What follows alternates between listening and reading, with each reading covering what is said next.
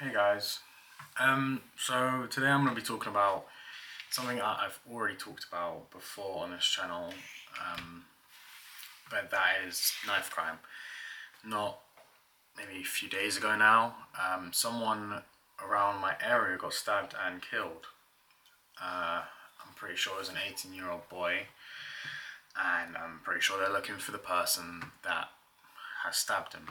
Knife crime, drugs, sex, violence is what surrounded my life growing up.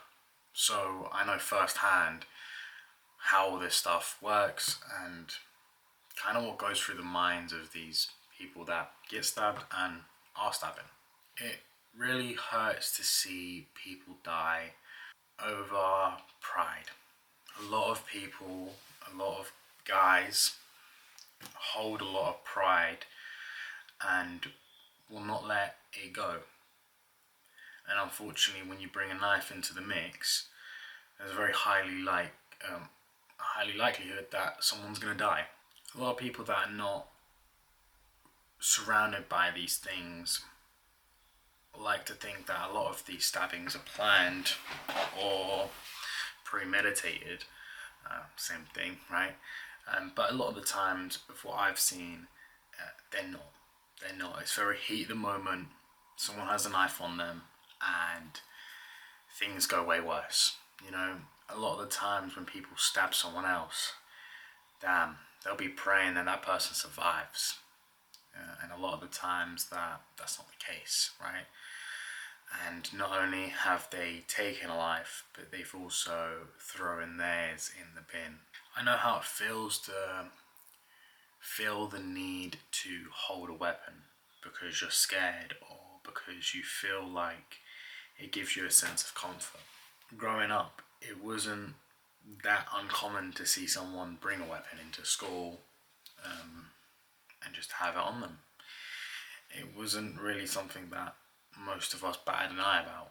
And I'm sure there was a lot of kids that held weapons that the majority of people didn't know about, or no one for that fact, just because they felt scared, just because they felt like they needed to. It could have been the straight A student or the quiet girl. Honestly, I think if you were to ask everyone, every kid in London, have they ever held a weapon or ever thought about it, it's a very high percentage of more high than it should be, that's for sure. When I was growing up on my estate, there was two people, and one was, let's say, fairly bigger than the other, and they had a fight, a fist fight, and the bigger guy knocked out the smaller guy. And later that day, they planned to meet up and have another fight because the smaller guy wanted, revenge. He wanted to get back. So, they've met up with their friends on either side, and they've got their knives out that they carry around very regularly, and they give them to their friend.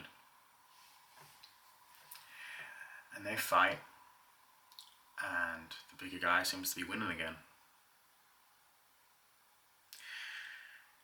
And the smaller guy then proceeds to take out a second knife and stab him. And he kills him. Now, that story always really got me because not only did it upset me that that person died for really no reason, just the fact that they wanted to fight and they fought and someone lost, someone's pride was hurt. That's why someone died. Not only that, but it was the integrity of the person that said, okay, let's just do a fist fight, and brought that knife out. That really goes to show how hurt that person's pride was and how much he struggled to let go of, I'm the bigger man, I'm the meaner person, I'm the bigger person. I think a lot of people will state a lot of different things for why these things happen, right?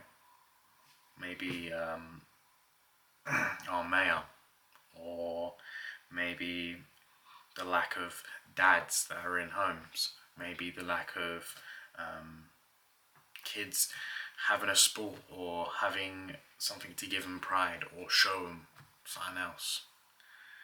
Maybe it's gangs, maybe it's drugs. There's so many different reasons, but the reality is it's a combination of all those things. There's a thing where you'll get. I mean, you've probably seen it before, where like a gym teacher or maybe even a parent will line up all the kids, and they will say, "All right, who has two parents in the home? If you do, step forward.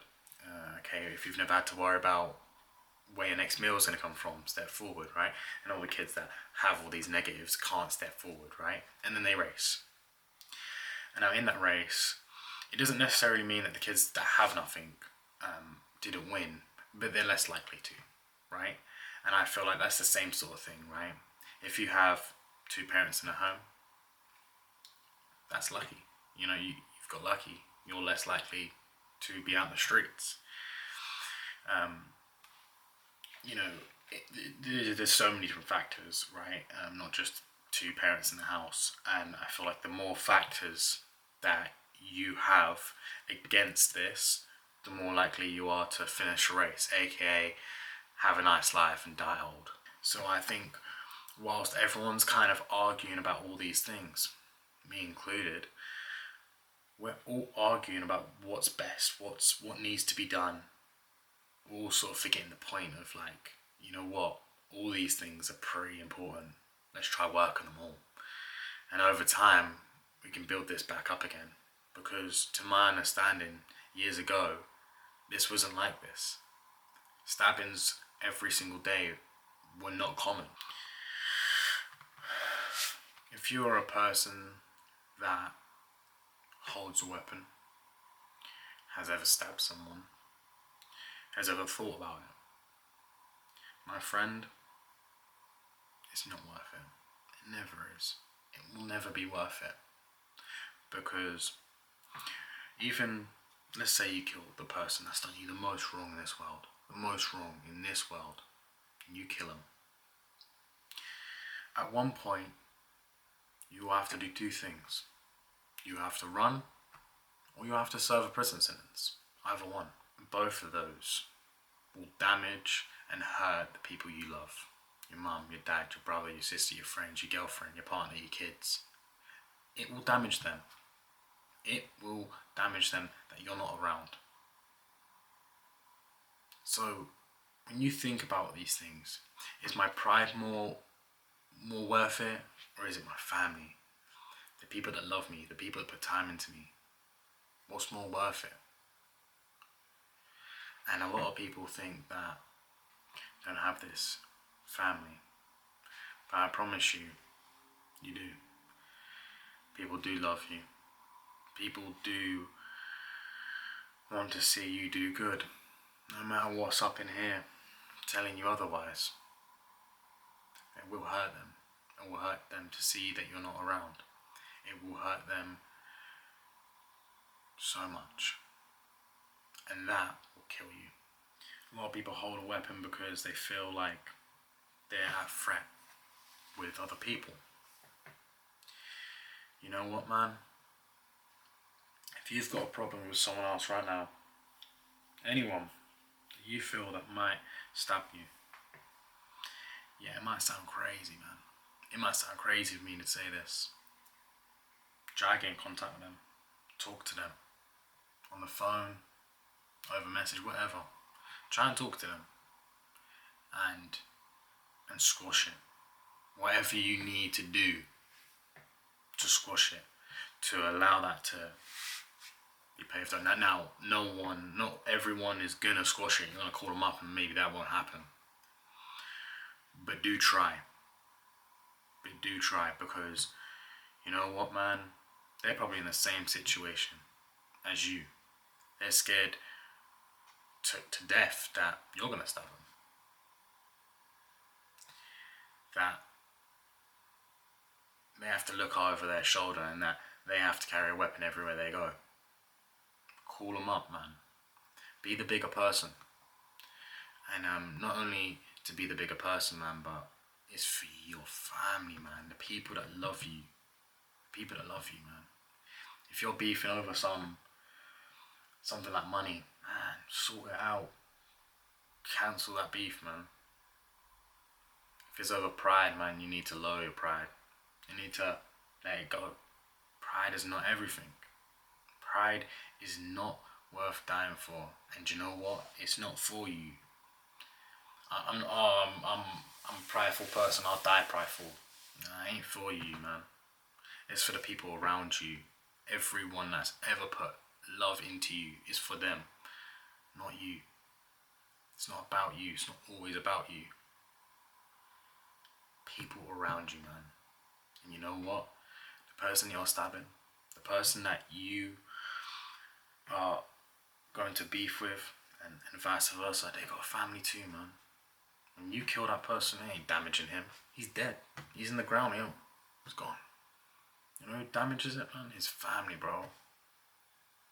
His family. It's not worth it. It's never worth it, man. Too many people are dying nowadays, man. And for what? For what? Most of these stabbings, most of these times when people die, man, you can't even give me a reason why. You can't even give me a reason why that person did what they did. And you know what? A lot of the times, when someone stabs someone, they want to kill him. They want to kill him. They want to harm him. They want to make a statement. They want to put a scar on him.